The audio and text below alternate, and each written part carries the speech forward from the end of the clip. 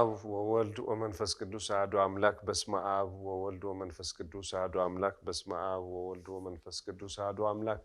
በክርስቶስ ክርስቲያን ተባልኩም ደግ እግዚአብሔር ናማ አምላክ ወላዲተ አምላክ ና ቃል ኪዳን ውሉዳት አመጸኔኻቱም አሜን ሎለ ባህሪ እግዚአብሔር አምላክና ስሙል ተመስገነ ይሁን እዚ ትምህርት ሃይማኖት ትምህርትናዩ ክፋል 29 በጽሕናለና አው ክፋል 29 ሓደ ርእሲና እንጅምር سون مستر قرباني مستر قربان هم تفلتوا كافتم حموشت عماد مسترات تمبر راعي مستر قرباني بزحلفك نمارت لنا مستر سلاسي رينا مجمرتا كاو خالأي مستر سقاوي سالساي مستر تمكت هز راعي دما مستر قربان نمهر لنا لذي كان مستر قربان تمرتنا قربان هاي مالتي ينا نجمر قربان አብ ኪዳነ ወልድ ክፍሌ ልባሃሉ ሓደ ሊቅ ጽሐፎ ትርጓሜ ታይልብል ቁርባን ማለት ኢሎም ትርጉሞ ከለው መንፈሳዊ አማሃ ናይ እንስሳት ናይ አዝርእቲ ናይ አትክልቲ ስርናይ ወይኒ ዘይቲ ዕጣን ፍጡር ንፈጣሪኡ ምስ ጸሎትን ምስጋናን ዘቅርቦ መስዋዕቲ ንአምላኽ ንፈጣሪ ምንተ ኃጢአት ንይቅርታ ዝቀርብ መባ ውህብቶ እዩ ኢሎም ተርጉሞም ወይም ስለዚህ ታይናኑ መስዋዕት ማለት እዩ ቁርባን ማለት እዚ አብሉይ ኪዳን ጀሚሩ እዩ ትና ቁርባን መስዋዕት ሊጀመረ ማለት አቦና አዳም ጀሚሩ ለእግዚአብሔር መስዋዕት ያቀርብ ነይሩ አዳም አቤልን ቃይልን ካው ተማሂሮም አቅርቦም ሴት ከምኹም ናለ መስዋዕት ቀጽሉ እዩ እዚ ሐምዞ መጽሐፈ ኩፋሌ ምዕራፍ 5 ቁጥር 1 ንሪኦ አቦና አዳም ጨናታት ለእግዚአብሔር ጥዑማት ጨናታት ለእግዚአብሔር መስዋዕት ሐምለ ቀረበ ኢና ንሪ መስዋዕት ሐምለ ቀረበ ለዚህ እዚኦም ከመጽሐፈ ኩፋሌ ምዕራፍ 5 ቁጥር 1 ለኩም ለዚህ መስዋዕቲ ካብሉ ይጀምሩ ማለት እዩ ብሉ ይጀምሩ ዳሐርዞም መስዋዕት እዚአቶም እስካ ህገልቦና እስካ ሊቀ ነቢያት ሙሴ ለለው በኸምዚ ናቅረቡ መስዋዕት ሓሊፎም ካብ ሊቀ ነቢያት ሙሴ ጀሚሩ ድማ በኸመይ ከም ዝቀርብ እግዚአብሔር ባዕሉ ገሊጹሉ ስርዓት ተሕዝዎ مسواتي قربان لحلفو لا قرو نغزيابير حليفهم يوم لذي كابونا ادم لجمر ايو مانتي مسواتي لغزيابير مقرا مسواتس لغزيابير مقرا دحر كوازرتلو كاب انسساتلو كاب تاعتيጫጩት ጀሚርካ እስካ ዝራብዕ ዝአክል መስዋዕት ይቀርብ ነይሩ ዘይቲ አይነት ዘይትታት ተፈላለየ ሕሩጭ እዚኦም ዘመሳሰሉ ይቀርቡ ነይሮም እዮም ለዚ ዞም መስዋዕት እዚአቶም ዓይነታቶም ይፈላለ ኣብ ዘለዋውያን ምዕራፍ 9 ቁጥር 1 ከም ንረኽቦ ናይ መብዛሕቱ ግዜ ቁርባን ዝበሃል ዞም ናይ አዝርእቲ ምዃኖም ይነግረና ናይ አዝርእቲ ዝቀርቡ ኖሩ ለእግዚአብሔር እሳቶም ቁርባን ይበሃሉ ከም ዝነበሩ ይነግረና ለዚ እቲ ቁርባንስ ካብ ቀደም ጀሚሩ ነበረ ማለት ለዚ ኣብ ብሉይ ኪዳን ዝቀርብ ነበረ መስዋዕቲ አብነት ምሳሌ ጽላሎቱ ለምን ለሐዲስ ኪዳን ተዳሐር አማናዊ ኢየሱስ ክርስቶስ ሱጎ ቀሪሱ ደሙ ነፍሲሱ ለህበና ምሳሌ አብነት ገይሩ ለቀረበ እዩ ማለት እዩ ታይ ማለት እዩ ለሐለፈ እዩ እዚ ቀደም ዝኖሩ ሰባት አብሉ ኪዳን ማለትና እዩ ዋላኳ ንሳሃታቱ ፍጹም ስሬት ዝረኸው ግን ግድን ስለናታቶም ኃጢአት ደም ክፈስስ ነይሩ ናንስሳ ደም ማለት ስለዚህ መተካታ ለዝሰርሕዎ ኃጢአት ከሐሳ መተካታ ዝኾኖም በጊዕ ጠሊ ለሐም ይቅርቡ ነይሮም ስለዚህ ኢቱ ካህን ኢዶ ይገብርሞ አፍቱ ዝቀርብ መስዋዕቲ ክንድቱ ኃጢአት ዝሰርሐ ከሐሳ ይቅርቡ ነይሮም ማለት ይቅርቡ ነይሮም ስለዚህ ታማት ናታቶም መተካታ ኃጢአቶም ዝቅበሉሎም እንስሳት ነይሮም እዱንዙ እዩ ዕብራውያን ምዕራፍ 9 ቁጥር 22 ቅዱስ ጳውሎስ ባዕሉ ብዘይ ምፍሳስ ደም ናይ ኃጢአት ስሬት የለንሞ ይብል ብምንታይ ብዘይ ምፍሳስ ደም ናይ ኃጢአት ስሬት የለንሞ ስለዚህ ኣብ ብሉይ ኪዳን ዋላ ጠል ተቅረቡ ላሕሚ ተቅረቡ በጊዕ አዝርእት ተቅረቡ እዚ ሁሉ ግን ጊዜያዊ ነገር ክረኽቡ ተለይ ኮይኑ በስተቀር ፍጹም ካብ ሲኦል ናብ ገነት ለሸጋገር ግን የነበረ ፍጹም ድሕነት ካብና አዳም ኃጢአት ካብና አዳም ሞት በደል ኩነኔ ፍዳ ለድሕኖም ግን የነበረ ስለዚህ ታይና ንብለና እዚ መስዋዕት ዋላ ኳ ተቅረቡ ግን ፍጹም ድሕነት ይረኸቡ ነይሮም ቅዱስ ጳውሎስ ግን ታይልና ንስሐ ዋላ ተአተና ፍጹም ስሬት ግን ብለይ ደም ምፍሳስ የለ ይልለናል ለታማ እዚ መተካታ ግድን ናይ አምላክና ኢየሱስ ክርስቶስ ቤዛነት የድልን ነሩ ማለት ቅዳሴ ኤጲፋኒዮስ ታዩል አቦና ኤጲፋኒዮስ ካብ አቤል ክሳብ ወድ በራኪው ዘካርያስ ናይ ሁሉም ነቢያት ደም ዋላኳ ተፈሰሰ ከድሕኖም ስለዚ ዘይኻለ ግን ፍጹም ድሕነት ክንረክብ ምእንታን እግዚአብሔር አብ ሓደ ወዱ ቤዛ ገይሩ ሃበና ይብል ኣብ ቅዳሴ ኤጲፋኒዮስ ለዛይ ማለት እዩ አምላክና ኢየሱስ ክርስቶስ ስጋይ ደም እዩ ፍጹም ድሕነት ዘውህበና እምበር ዝሓለፈ በኦሪት ዝሓለፈ ነገራት ግን ፍጹም ድሕነት ዘውህቦ ይነበረን ስለዚህ መስዋዕት ህገ ልቦና ግን ነይሩ ከህገ ልቦና ማለት ከአቦና አዳም እስከ ሊቀ ነቢያት ሙሴ ማለት ስለዚህ ከድሕረ ሊቀ ነቢያት ሙሴ ግን ህገ ኦሪት ተቀበሉሉ ጊዜ ነይሩ አብሉይ ኪዳን ኮይኑ በህገ ልቦና ግን ተመሪሖም ብናይ ልቦም ሕግ ተመሪሖም መስዋዕት ዘቅርቡ ዓበይቲ አበው ልባሃሉ ነይሮም ይባሃሉ አዳም አቤል ሴት ሄኖክ ኖህ አብርሃም ይስሐቅ ያዕቆብ እዚኦም ሁሉም ዞም አበው ልባሃሉ አበው ቀደምት ልባሃሉ አብ ህገ ልቦና ነበሩ ገና ሕገ እግዚአብሔር ላይ ተቀበሉ ማለት ብልቦናኦም ሕጊ ለእግዚአብሔር መስዋዕት ላቅረቡ ልነብሩ አቦታት ዞም ዓበይቲ አቦታት ልባሃሉ እዮም ዚኦም እዚ ምስበልና ግን እቶም ዓበይቲ አቦታት ዝሁሉ መስዋዕት አቅሪቦም ግን ታይ ተጠቂሞም ታይ ተዋሂቦም ዋጎኦም ታይ ነይሩ ተልኩም ተስፋ ይነሩ ታይ ዝብል ተስፋ አምላክና ኢየሱስ ክርስቶስ ተወሊዱ ከም ዘድሕኖም ተስፋ ተዋሂቦ ለዚ ተስፋ ሒዞም እዮም ዝጓዓዙ ነይሮም ማለት ተስፋ ሒዞም ይጓዓዙ ነይሮም ለዚ ዙ ተስፋ እዚ ምስተውሃቦም ኩሎም ዙ ተስፋ እዚ ይጽበዩ ነይሮም አብሉይ ኪዳን ከዚ ከም ትፈልጥዎ ሐዲስ ኪዳን ሱኢሉ የሆነ ይመጽዩ ምሳሌ ተመሲሉሉ እዩ ትንቢት ተነጊሩሉ እዩ ብዙሕ ምሳሌታት ተዋሂቡሉ እዩ ካብዞም ነበሩ ምሳሌታት ሓደ ልተወሰኑ ንርኢና አመን አብሉይ ኪዳን ነበሩ ምሳሌታት ንመን ንዙና ሐዲስ ኪዳን አማናዊ ልኾነ ንአምላክና ኢየሱስ ክርስቶስ ስጉኡን ደሙን እዚ ቁርባን ንብለለና ሐዲስ ኪዳን ንአምላክና ኢየሱስ ክርስቶስ ስጋን ደምን ማለትና እዩ ደምን ማለት ስለዚህ እሱ ታይና እሱ ምሳሌታት ነይሮሞ አብነታት ነይሮሞ ንአብነት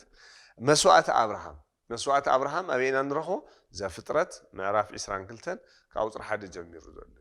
እግዚአብሔር አምላክ ለአቦና አብርሃም ይፈትኖ ታይል ፈትኖ ትቃላት ባዓሉስ እንዳው አስተማቅሩ ወስከ ቤተሰብ ገዛ አብርሃም ከቢድ ቃላት እቶ ሓደ ወድኻ እቱ ትትፈቶ መስዋዕት ትሰውአለይ ራይ እንደ ወዱ ሓደ ወዱ ታይ ዝገብሮ ዝፈቶ እሱ ትሰውአለይ ኢሉ ከቢድ ፈተና አይነር አቦና አብርሃም ግን እሺ ይነር መልሱ ንአብርሃም ፍጹም ተአዛዛይነት ላወዱ ሓሊፉ ንአብርሃም እምነት ናብ ደቁ ሓሊፉ እዩ ስለዚህ እሺ ይነር ካብ ገና ካብ ዓዱ ክወፅተሎ ዘፍጥረት ምዕራፍ 12 ከም ንረኽቦ ካብ ዝማድካ ተፈሊኻ ውፃእ ክብለተሎስ ኣነ ናብ ዘርእየካ ኣበ እዩ ታይ ክበልዕ እየ ኣመይ ክነብር ከይበለ እሺ ኢሉ ተኣዚዙ ዝወፅ ትገርም እዩ ብዙ ይተሓጎሰሉ እግዚአብሔር ልክ ሓምኡ ወድኻ ከዝውን ሰውአለይ ክብለተሎስ ያውም ሓደ ወድኻ ኣርጋን ዝሃብኩኻ ዝፈቱ ወድኻስ ሰውአለይ ክብለተሎ እሺ እዩ ዝበል لوي إبراهيم معرف 11 كموت 5 سوس يأمن نبري ولا أبونا أبراهيم يأمن نبري 5 عينة أمنتي لدلينا خزي مؤمنان 5 عينة أمن أن هنا خزن نقبل لنا أروان أمانة قدس خور دومي لأن أملاكنا يسوع كريستوس جاي دمي تغير إيجو الناس نأمن كن خلت لنا إجزاير الحجوس إجزاير بران لوي بأمنتي الحجوس لولو بمأماني الحجوس إجزاير كهولو زحجوسه مأماني إجزاير ناس كوانا كريستيان تاعي كتلصب إجزاير مأمان أذن هناكو أسرات خفلو ጭንቅ ሆይናትና ያን ያወር ምጽዋታው ጭንቂ ጽሞ ጭንቂ ሁላስ ጭንቂ ረይው ወድኹም ወይ ጓልኹም ሃውን ተልብለና ታይማልና ይገርም ከቢድ ይኮን ይርማል ስደሞዝኹም ብሙላ ሃውን ተዝል ወርድ ይል እግዚአብሔር ዝህብል ዘሎ አይመስለኝ ምክንያቱም ዝና እግዚአብሔር መልስና እግዚአብሔር ሃምኑን ወለና ስንረሳይና نفصل من أين نرسى هذي زعيم حدا ودي خاصة ولا يقول تلص الشيء دحر قعزة جميرهم نيساق حيزو خلت عقل قلت حيزو أو عاد قص عينهم مقعد جميرهم ده حرب زخونة بوتا لام موريا التوهالة جوا إلو تنيرو نيساك أو كسوه ده حر كسوه كوز كدي يخل أو زصون حنا يلوم انتم زقل قلو خلت تسبات زحازو عنشتن حاون كاران لما نتحزوه نيساك نوعلو نزت سواعي أتحزو خيتلو يساك خبيد حتى حتى توسوه እግዚአብሔርን ከቢድ ሕቶ ያሕቲትዎ ወዱ ግን ከቢድ ሕቶ ክልቲኡ ዝሰዓረ ጀግና ኣቦ እዩ ኣቦና አብርሃም ንርተለና ከምኡ ክንኾን እዩ ዝድለ ሃሳይማ ታይሉ ፈቲንዎ ዘይተለመደ ነገር ርዩ መን ይስሐቅ አቦ ኢሉ አቤት ዕንጨይቲ ሒዝና ኣለና ሓውን ሒዝና ኣለና ካራውን ሒዝና በጊዕ ኸይሉ ግን መን ክስዋ ኢሉ ከድሎ ይስሐቅ እዩ ድሓር ታይልዎ ንኣቦና አብርሃም መልሲ كل شيء لبوم سجزير سلال خانة لوي عركو لإجزاهير لبها لإجزاهير عركو يبها يكرمي من أبونا أبراهام عمي زفترة عصر شمونت تنبوة الله كأبراهام لحاو أدلني لو سكحم عرك سلزم مخرة عركو لإجزاهير يبها لزايم تعينا نستوعب تعيلو متملسي تبقي إجزاهير كزجاجيل نعيلو لكرم مرسي تملي سلو بكا من يكفنا እግዚአብሔር ልባል አምላክ አምለሎም ይፈልጡ ያምን ይሳቁ ዳር ኸይዶም አንሐና በበገዛና ለሎ ደቀና ኹኑ ኸሙ ነእምኖ ኸሙ ደአምኑ በርግጥ አለኹም ጥዑማት ክርስቲያናት ደቅኹም ስለ መድኃኔ ዓለም ትነግሩዎም ስለ አዴና ቅድስት ድንግል ማርያም ታሪክ ትነግሩዎም ፈሪሃ እግዚአብሔር ተምህርዎም ቅዳሴ ተምህርዎም ውዳሴ ማርያም ከጽንዑ ትገብሩዎም ንፉዓትኩም ዘለኹም ሁሉ መብዛሕትና እንዳውም ትጓሃት ይኾና ንደቅና ስንፍና ጸርፊ ኻሊና ነምሮ ንጥንቃ ኣለና ጥንቃቄ የድልዮ እዚ ታይ ዝባል ሓደ ግዜስ ሓደ ቦን ሓደ ወድስ ይጸርፎ ነይሩ ይባል ገና ንሽተ ወልዓዩ ኢሉ ናለ ይጸርፎ ገለ ተጥፊስ ኢሉ ናለ ይጸርፎ ዳሕር ዝወዱ አጥፍ ተቢሉ ዝወሪዱ ነብኡ ይዝሪኦ ዳሕር ኢሉ ከም ዝባል ፈሊጡ ማለት ግን ተዋላ ዓሚው መዋል ህፃናት እዩ ኬጂ ነው ለማት መስአተው ኬጂ እንደገና ተፈልጦ ይሆም ታይም ዘምህሩዎም እንስሳት እንስሳ ዘገዳም እንስሳ ዘቤት ዝልሐም እዩ በጊዕ እዩ ግመል እዩ ናል የምህሩዎም ዳሕታይ ተማሂሩ መጽኡ ዝቆልዓ ዒሉስ ጓል አድጊ እያ ተማሂሩ መጽኡ ጎዩ ኸይዱ ገጽስ አባባ አቤት ይሎለስ ለካስኻስ አድጊ ኸይልዎ ይባል መነሚርዎ ባዕሉ አቦም ሄርዎ ዒሉ ኢሉ ተዘይጸርፎ ነይሩ አድጊ ኢሉ መልሲ አይምራኸበን ነይሩ ለስተማትዩ ዝዘራዕና ይና ናጽ መመና ነውዝን ጥንቃለና አቦና አብርሃም እምነት ዘሪኡ ለአምን ቆልዓ ተአዛዝነት ዘሪኡ ተአዛዛይ ቆልዓ ወሊዱ ካስተውል ለዚ ከምኡ ደይሕሸናይ ይብላዕ ይስተንበረነ ታይ ወደይ ተበሊዕ ለይ ተሰትል እኹሉ እዩ አይባህሊ አይ እሱማ እንስሳ ንድል ነህጥር ለና ይልባል እንስሳት ሰውልዑ ዳኹንካ ይሓጥር ክነህጥሮም يخون ندكنا سب كنجورم يزدقبا سب تايمانو تيسا قدامي نجست معرف خلته وصل خلته خمس نجرنا أبونا داوود لقدوس لسلمون لتأوي سلمون تعيلوا وديك سنة وتطلعي سب خوني سب مخانم ما يريد له بأكل سونت بزي بقومة سجاكو يريد له نمن تايدا سب خوني له وتطويله هلينا عمره لب زلك سب خوني أسمستو على سوقني زول ليش دك ناس هم زوستو علو اليوم زي يستو علو سكي ملسي الخمس بتلي في اللي بيتسبب جزاء أبراهام زولدهم نولد دكهم سي ملسي الخم حسوهم تولعوهم لهم طرح زلهم نعمرو مجبون توهم لهم يهم سمستو عليه دلي دهر زيابير بقيع كدالولنا يسلا زول آمينو تهتي له خير دحرفت بوتا مسا صح مورياجن برزود دين سخاخا مسوات تخونينا الشيء السؤال قرمني نعبونا أبراهام نانا سارة نايسحق تاريخ كنوقعت للناس كهلينا بالعلي نعك حردك تويلس الشيء بالمنيو الشيء زبل وخمس دي تشكان دي خابوي خمس دي تشكان الني زولو إنام ما تجمع دكنا الشيء اللي يسحقن خبيت نجار نداوم بل عيني ترى خني كتحزن اللي كترر اللي مسفت أريخك تصالح همزي قل دفيخا مسوعة تقربن كويلو مخاري لو يكو وديس أبو خوينوني ولا حدا بوتاتسي وديس تاي خوينوني أبو خوينوني خمو يخويني ساك ده حرك سووا مسفلا أي زنق عن أي دنقوين إجزاوير ناس مسوعة تايك جورلو تايلو كاو أبراهام بسمي محلل برئسي بسمي محلل خلهم እግዚአብሔር አቦን ነው ይውል በኻሊ አይመሕኒ برئسي بسمي محلل خلهم لو እዩ ኣብ ሰኔ ጎልጎታ ተንቡቶ ኣለኹም በአማኑኤል ስመይ በኢየሱስ ክርስቶስ ስመይ ኢሉ ናዴና ቅድስት ድንግል ማርያም ዝምሕለላ ነው بخالي كم حل سلا زي خالي بسمه محل لولو يا قدوس باولوس لنا بس تايو استوعب خمزي برئسي محلل كالله كبارخك كايه نع خزوارخو خا كبارخو مي زرقو مخا كرقو مي حاده ود يخلق خنيه لقر اوقات قرمني اتو تفوتو حاده ود اي خلق خنن مو محلل كاي رأي يسحق نايمني بفطرة درجة نايم على كوينا إجزاير جنخا ودخاس يخلع خانية نعيس يخلع خان توهاب كوي توهابس يخلع خاني فقد خلي يقول إجزاير خمين التحوت عملاقي لو أيو ماتيوس ونجيل معرف 10 حرق وزر 20 شو مونت أنا لوه بلبي وانت حوت يزول إجزاير يقول عملاقنا يس كريستوس لازم أي خلع خاننيا أي خلع أنا خندينا جر خلينا يا نجزاير هندي نجار خلينا بس تنبيته من الكاس معرفش دشتا أوزر دشتا سي ناو جزاير استحي زك قرب يبل تحي زك قرب زرابة عتدو عوافات دو تحي زك قرب يبل تاني أوكر كن تايبل كم كن عناخا حس كالي قرب يبل تايخا كن عناخا حس كالي قرب قناعت خوينا ناو جزاير تقربنا عصفت في جزاير سي هذا كوي لمن تأيو نجرانا زي بركت نابرانا زي بركت لمن تاي تيلكم عسرات سلالي نخفل عسرات زخفر سب هفتامي أو زي مدرزي أو زي ناسبك عليه خوني بيسب جزاورهم زي مدوك إيه بدم غير مستوعلو نا أجزاير قاليو تنبيته ملكياس معرف سلسة إيد ناجر سري كومني نتاي سري كاننا تولوني عسرات بكراتي عسراتي خفلوني أنا ناسماي ما ساخذ خفيته عند حرز أطرف ريفة زي هاوكم شعفة تنونية أنا نجزير نفتنو دينا السوق نخس كعهم نزي كزارب بس وحي أملاخنا نجزير أنا هفاتم كرخون ندلي قلنا عسراتين خفلي اسكن وكرغو اسكن وكرا عسرات خفل سب بركة النيم ناس عين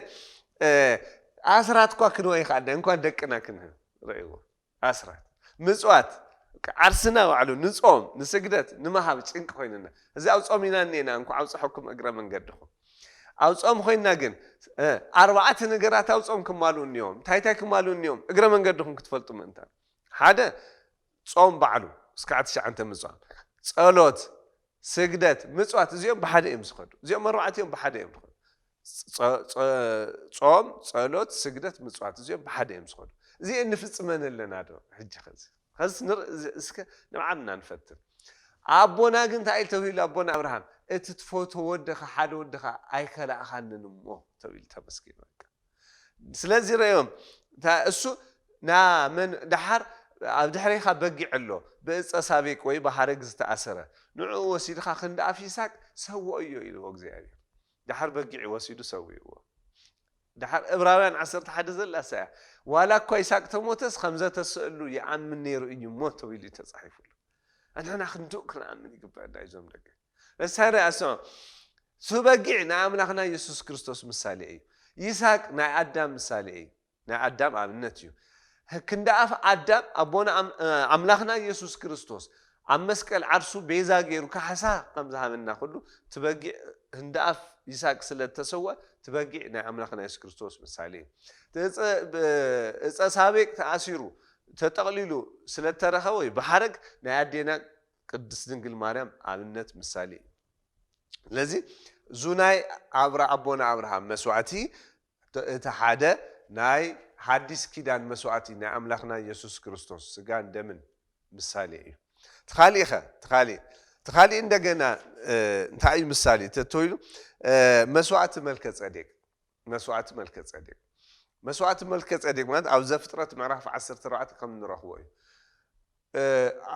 ودحون أبراهام لوط أو سدوم غمورة ينبر نيرو أو سدوم غمورة خنبر خلو سدوم غمورة نجستات مس كولودو غمور لبحال خالي نجوس كواجو وزعم دحرت سعيرهم تو نجوس ኣብ ሶዶም ጎሞራ ነበረ ጥሪት ብምሉእ ሰብ ብምሉእ ማሪኹ ወሲድዎ ዝወረዚ ናብ ምን በፂሑ ናብ ኣቦና ኣብርሃም በፂሑ ኣቦና ኣብርሃም 318 ሰራሕተኛ ሒዙ ዘሚቱ ናብኦም ንዓቶም ስዒሩ ሎጥን ደቁን መሊስዎም ምስ ብዙሕ ውህብቶ ተመሊሱ ብዙሕ ምርኮ ሒዙ ተመሊሱ ኣቦና ኣብርሃም ክምለስ ተሎ ዮርዳኖስ ልክዕ ምስ ተሻገረ መን ረኺብዎ ካህን መልከ ጼዴቅ ረኺብዎ ካህን መልከ ጼዴቅ ናይ ኣምላኽና ኢየሱስ ክርስቶስ ምስ ኣብነት ምሳሌ እዩ ኣብ ዕብራውያን ምዕራፍ 7 ትረኽቦ ኢኹም ኣቦና ይስሐቅ ማኖ ቅዱስ ጳውሎስ ገሊጹና ኣሎ መልከ ጼዴቅ ናይ ኣምላኽና ኢየሱስ ክርስቶስ ኣብነት ምሳሌ እዩ ድሓር ምስ ረኸቦ መልከ ጼዴቅ ለኣብርሃም ባሪኽዎ ወይንን ሕብስትን ሂብዎ እቲ ወይንን ሕብስትን ናይ ምንታይ ምሳሌ እዩ ናይ ኣምላኽና ኢየሱስ ክርስቶስ ስጋን ደምን ኣብነት ምሳሌ እዩ ኣቦና ኣብርሃም ናትና ምሳሌ እዩ ኣቦና ኣብርሃም ካብዚ ዝማረኾ ኣስራት ኣውፅኡ ሂብዎ ናይ መጀመርያ ኣስራት እሱ እዩ ኣስራት ንመልክ ሂብዎ ነቲ ካህን መልከ ጼዴቅ ሂብዎ ስለዚ እሱ ዝሃቦ ሕብስትን ወይንን ናይ ኣምላኽና ኢየሱስ ክርስቶስ ንቐጻሊ ዘሎ ኣብነት ምሳሌ ስጋን ደምን እዩ ተኻልኣይ ምሳሌ ናይ መልከ ጼዴቅ መስዋዕቲ እዩ ሳልሳይ ናይ እስራኤል ሞተቦክር እዩ ናይ እስራኤል ሞተቦክር ማለት እስራኤላውያን ኣብ ግብፂ 430 ዓመት ምስ ተገዝኡ ድሓር ኣምላኽና እግዚኣብሔር ለሊቀ ነቢያት ሙሴ መሪሕ ገይሩ ወይ መራሒ ገይሩ ካብኡ ኣውፅዎም እዩ ከውፅኦም ተሎ ፈርዖን ንጉስ እምቢ ስለ ዝበሎም ኣይለቂ ስለ ዝበለ ክለቆም ምእንታን ናይ መጨረሻ ቅፅዓታ እዩ ነይራ ሞተቦክር እዩ ሞተቦክር ማለት ካብ ንጉስ ጀሚሩ እስካዕ ታሕቲ ተራ ሰራሕተኛ ዘለው ግብፃውያን ካብ ከፍቶም ካብ ኩሉስ ትቦክሪ ቦክሪ መቕታል እዩ ነይሩ እዚ ለሙሴ ነጊርዎ ነይሩ እግዚአብሔር ና ግብፃውያን ቦክሪ ደቆምን ናይ ከፍቶም ቦክርን ክቐትለሎም እየ ስለዚ እስራኤላውያን ዓመት ዝኾነ በጊዕ ነውሪ ዘይብሉ ዓመት ዝኾነ በጊዕ ይሕረዱ ድሓር ድማ ምስ ሓረዱ ትደሙ ኣብ በሮም ይቕብእዎ ቲ መልኣከ ሞት ንግብፃውያን ቦክሮም ናቐተለ ክመፅእ ተሎ ተቐብአ እናርአየ ክሓልፍ እዩ እዩ ፋሲካ ንብሎ ማለት ክሓልፍ እዩ ስለዚ ደቂ እስራኤላውያን ቦክሮም ኣይሞቱ ግብፃውያን ግን ፈልዩ ክቐትል እዩ ስለዚ ከምዚ ግበር ዳሓር ኢልዎ ትበጊዕ ምስ ሓረደ በሮም እንደገና ናይቲ በጊዕ ደም ምስ ቀብእዎ ዝተቀቀለ ከይበልዑ ኣስተውዕሉ ዝተቀቀለ ከይበልዑ እንታይ ዳ ዝተጠበሰ ስጋ ክበልዑ ግበር ኢልዎ ዝተጠበሰ ንምንታይ ማለት እዩ ቀጥታ ሓዊ ዝረኸቦ እንታይ ማለት እዩ ናይ ኣምላኽና ኢየሱስ ክርስቶስ ስግኡ ነፍሱ ዝተፈለየቶ መለኮት ዝተዋሃዶ ስለ ዝኾነ ተሓዊ ናይቲ መለኮት ምሳሌ እዩ ኣስተውዕሉ እቲ ስጋ እንደገና ናይ ስግኡ ምሳሌ እዩ ናይቲ በጊዕ ስጋ ናይ ኣምላኽና ኢየሱስ ክርስቶስ ስጋ ምሳሌ እዩ ስለዚ ታይልዎም ኣስተውዕሉ ደሙ ቅብአዮ ንሕና እውን ስግኡን ደሙን ንቕበል ከለና ናይ ገሃነም እሳት ሓዊ ኣይረኽበናን ሞት ኣይረኽበናን ሞ እዩ እቲ ምሳሌ እሱ እዩ ነውሪ ዘይብሉ ዓመት በጊዕ ሰውእ ዝበሎ እንደገና ሓጢኣት ነውሪ ዘይስማዕምዖ ኢየሱስ ክርስቶስ ማለት እዩ ካብኡ እንደገና ቆዊዕ ገይሮም በትሪ ሒዞም ጫማ ገይሮም እናቸኮሉ ይብልዕዎ ትምግቢ እውን ከየሕድርዎ ኢልዎም እንታይ ማለት እዩ ኤፌሶን ምዕራፍ 6 ቁፅሪ 10 ጀሚርና ክነንብብ ተለና ጫማ ማለት ወንጌል ጫማ ገይሮም ማለት እዩ ምሳሌ ንሕና እውን ቅዱስ ወንጌሉ ሰሚዕና ተማሂርና ተዋሂዱና ህይወት ጌርናዮ ኢና ንቕበል ማለት እዩ ጫማ ማለት እሱ እዩ በትሮም ምርኩዞም ሒዞም ማለት መስቀሉ ተመርኩዝና ማለት እዩ ቆቢዕ ገይሮም ማለት ኣክሊለ ሶክ እናሓሰብና ማለት እዩ ትመከርኡ ናይ ኣምላኽና ኢየሱስ ክርስቶስ እናሓሰብና ተዓጢቆም ይብል ተዓጢቆም ማለት እና ሓቂ ንጽህና ሒዞም ማለት እዩ እዚ ኤፌሶን ምዕራፍ 6 ቁፅሪ 10 ተርጉምዎ እዩ ቅዱስ ጳውሎስ ስለዚ ከምዚ ገይሮም ካብቲ ሞተቦክር ኣምሊጦም ካብ ግብፂ እውን ብሰላም ወፅኦም እዮም ናብ ዓዶም ንሕና እውን ኣማናዊ ቅዱስ ስጉእ ይኽብር ዶም ተቐቢልና ላፍቲ ኣማናዊት ዓድና ገነት መንግስተ ሰማያት ክንኣቲ ኢና እሞ ምሳሌ እዩ ስለዚ ሳልሳይ ሞተቦክር እናተባሃለ ዝፅዋዕ እዩ ናይ መወዳእታ ንእስራኤል ዝወረደ መና እዩ ንእስራኤል ዝወረደ መና እስራኤላውያን ኣብ ዘጸአት ምዕራፍ 16 ከም እንረኽቦ ልክ ካብ ግብፂ ምስ ወፁማ ምዕጉምጓም ጀሚሮም እንታይ ኣብ በረኻ ውፅኢኹም ትቐትሉና ደይኹም ደሊኹም ብጥሜት ዝብላዕ ዘየለ ኢልሞ ሊቀ ነቢያት ሙሴ እንደገና ንእግዚአብሔር ኣመልኪቱ ኣጆኻ ሙሴ ኣነ ካብ ሰማይ እንጀራ ውሪደ መና ዝበሃል እሱ እዩ ከብልዖም እየ ምክንያቱ ኣብ በረኻ ስለ ዝኾኑ ጋጊሮም ክበልዑ ስለ ዘይኽእሉ እዞም እስራኤላውያን እዚኦም መና ግድን ካብ ሰማይ ወሪዱ ክበልዑ ነይርዎም መና ውሪዱ ኣብልዕዎም እዩ እግዚኣብሔር ኣብልዕዎም ኣብዚ መና እዚ ክበልዑ ከለው ጥርጥር ነይራቶም ንእስራኤላውያን ፀገም ምዕጉምጓሞም ምዕርምራሞም ከይኣኽሎምስ እንደገና ተጠራጠርቲ ነይሮም ከመይ ለሊቀ ነቢያት ሙሴ 6 መዓልቲ እኽሊ ይልቀሙ ላለቐሙ ትመና ይውሰዱ ኣብ በረኻ ይወፁ እሞ ትመና ካብ ሰማይ ይወርደሎም ኣኪቦም ይወስዱ ካብኡ እንታይ ይብሎም ነይሩ ኣብዛ 6 መዓልቲ ሲ ንሓንቲ መዓልቲ ትኾኖም ጥራሕ ይኣክቡ ትርፊ ከይእክቡ ኢልዎም ትእዛዝ ይዎም ኣብታ መበል ሻድሻይ ግን 7ይ መዓልቲ በዓል ስለ ዝኾነት ሰንበት ስለ ዝኾነት ምዕራይ ስለ ለይምፍቀድ ኣብታ ሻድሻይ ግን ናይታት ሰንበት እውን ሓቢሮም ይልቀሙ ይኣክቡ ኢልዎም እስራኤላውያን ግን ንፅባሕ እውን ናብነስ ይእክቡ ነይሮም እንታይ ይብል እቲ ብዙሕ ዝለቐመ እውን ኣይተረፉን እቲ ንእሽተይ ዝተለቐመ እውን ኣይጎደሎን እንዳውም ሓሲኹ ይብል እዞም ብዙሕ ዝኣከቡሲ ሰሲዖም ብዙሕ ዝኣከቡስ እንታይ ይብል ሓሲኹ ይብል እስራኤላውያን እስካዕ እንዲዚኦም ንእግዚአብሔር ይፈታተንዎ ነይሮም ንሕና ኸ ንእግዚአብሔር ንፈታተኖ ዶ ንህሊ እዛዝ ግዜ ዛፀባቕ ግዜ ከዚ ፈታኒት እያ ንዓና ብፍላይ ኣብ ትግራይ ዘለና ዛፀባቕ እዋን እዚኣ መተዓዛዘቢት እያ ለዚ ኣብዛስ እዋን እዚኣ ከመይ ኣለና ስስዕ ኣለና ዶ ንተሓሳሰብ ዶ ንደጋገፍ ዶ ሓወይ ሓፍተይ ንበሃሃል ዶ ወይስ ዓርስና ናብ ዓርስና ንምጥፍፋእ ንፅሕር እዚ ምስተውዓል የድልየና እዩ ክርስቲያን ቤተሰብ ገዛ ኣብርሃም ምስተውዓል የድልዩ እና እቲ ናይ መወዳእታ መና ኢሉ እዩ ዮሐንስ ወንጌል ምዕራፍ 6 ቁፅሪ 49 ኣቦታትኩም ካብዚ መና እዚ በሊዖም ሞይቶም እዮም ኣነ ካብዚ ህቦ ግን ናይ ዘለኣለም ህይወት እዩ ዝረክብ ስለዚ እቲ መናሱስ ናይ መን ምሳሌ ገይሩ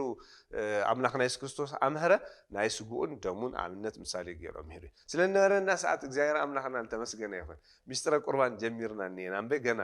ኣይወዳእናን ለዚ ንቐፃሊ ተኸታታሊ ስለ ሚስጥረ ቁርባን ብሰፊሑ ክንመሃር ኢና ከመይ ኢና ንቆርብ ታይና ክነማልእ ዝግበአና